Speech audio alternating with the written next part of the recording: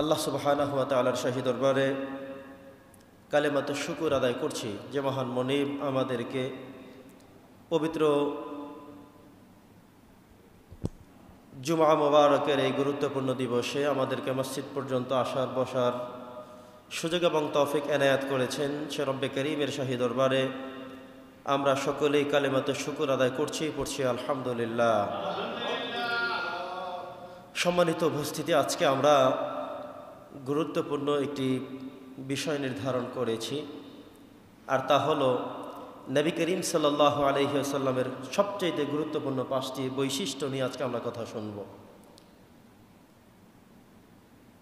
আমরা আজকে কথা শুনব কোরআনুল কারীমের যে সূরাগুলো শ্রেষ্ঠত্বের দাবিদার, এমন একটি গুরুত্বপূর্ণ সূরার নাম হলো সূরাতুল আহজাব। এই সূরাতুল আহজাবের 45 এবং 46 দুটি গুরুত্বপূর্ণ আয়াত থেকে আজকে আমরা কথা শুনব, যেখানে আল্লাহ সুবহানাহু ওয়া তাআলা নবী করিম সাল্লাল্লাহু আলাইহি সাল্লামের 5টি গুরুত্বপূর্ণ বৈশিষ্ট্য উল্লেখ করেছেন।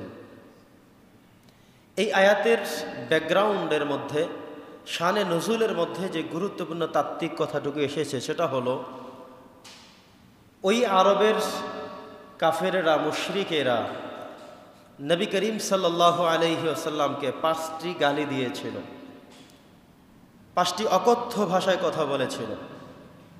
এমন 5টি বাক্য, এমন 5টি শব্দ নবীজির শানে তারা চয়ন করল, যে শব্দগুলো আল্লাহ তাআলা পছন্দ তো করলেনই না, ভালো তো লাগলোই না, বরং আল্লাহ তাআলা প্রচণ্ড পরিমাণে রাগ করলেন তাদের উপরে। এই 5টি কথার বদৌলতে উল্টা রিপিট করে আল্লাহ তাআলা নবী করিম সাল্লাল্লাহু আলাইহি ওয়াসাল্লামের ইজ্জত এবং সম্মান এবং মহত্ব, এই বিষয়গুলোকে সামনে এনে আল্লাহ তাআলা 5টি বৈশিষ্ট্য নিয়ে কথা বলে ওই 5টি কথার জবাব আল্লাহ তাআলা অত্যন্ত চমৎকার করে দিয়েছেন। পড়েন আলহামদুলিল্লাহ। বন্ধুগণ আমার, মক্কার কুরাইশরা নবী করিম সাল্লাল্লাহু আলাইহি ওয়াসাল্লামকে যে কথাগুলো বলেছিল, কটু কথাগুলো বলেছিল, তন্মধ্যে প্রথমটি বলেছিল যে নবীজি হলো মিথ্যাবাদী। বলে নাউজুবিল্লাহ। নবীজিকে বলা হয়েছে কাজ্জাব, নবীজি মিথ্যুক, মিথ্যা কথা তিনি বলেন, এমন কথা বলল তারা সর্বপ্রথম। দ্বিতীয় কথা তারা বলল সাহের, নবীজিকে জাদুকর বলা হলো, কারণ নবী করিম সাল্লাল্লাহু আলাইহি সাল্লামের বৈশিষ্ট্যগুলো এমন ছিল যেগুলো একজন মানুষ কোনো কিছু না দেখেই বলে দিতে পারে, না শুনেই বলে দিতে পারে। এই বৈশিষ্ট্যটা স্বয়ং আল্লাহ তাআলা নবীজিকে দিয়েছেন মানুষকে মুজিজা দেখানোর জন্য, অন্য কিছুই ছিল না। কিন্তু এই কাফেররা, মুশরিকরা ধরে নিয়েছে নবীজি কথা বললে মিথ্যা বললে, নবীজিকে জাদুকর বলল, সাহের বলল, নবীজিকে কাহিন বলল, গণক বলল, নবীজি গণা জানে, গুনতে পারে, গণক দিয়ে তিনি কথাগুলো বলেন। কিন্তু আল্লাহ তাআলা বলছে আমার রাসূল মিথ্যাবাদীও না, আমার রাসূলকে তোমরা জাদুকর বলছো সেটাও তিনি না, আমার রাসূলকে কাহিন বলছো তোমরা, গণক সেটাও না। এরপরে তারা নবীজিকে বলল শায়ের, অর্থাৎ কবি। আল্লাহ তাআলা বলছেন আমার নবী কবিও না, কবির মতো করে কথা বলে, সে কবি হিসেবে বলে বিষয়টি তাও না, বরং আমার রাসূল এত কিছু বলো কোনো কিছুই না। সর্বশেষ তারা বলল মাজনুন, নবীজি হলো পাগল। আল্লাহ বলছেন আমার রাসূল পাগলও না। এই 5টা কথা তারা বলল, গালিগালাজ করলো, অকথ্য ভাষায় কথা বলল।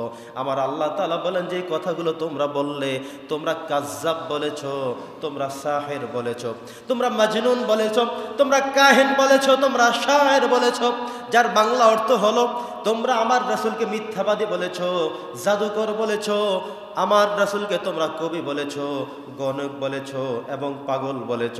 আমার রাসূল 5টার কোনোটাই না, বরং আমার রাসূল এই সবগুলোর থেকে আরো অনেক উপরে। বলে সুবহানাল্লাহ।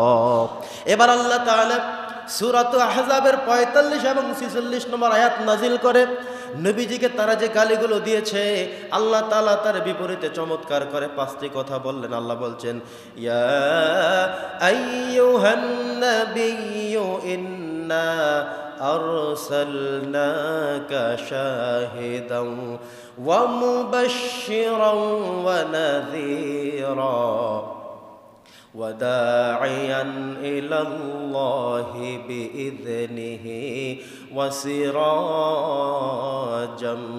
منيرا। পড়েন আলহামদুলিল্লাহ। বন্ধুগণ আমার, আল্লাহ তাআলা নবীজির 5টি বৈশিষ্ট্য উল্লেখ করে 2টি আয়াত নাজিল করলেন। আল্লাহ এখানে যে কথাগুলো বললেন, আজকে আমরা কথাগুলোর ব্যাখ্যা শুনবো। এই 5টি শব্দ যে আল্লাহ নবীজির ব্যাপারে দিলেন, কোন শব্দটা কি?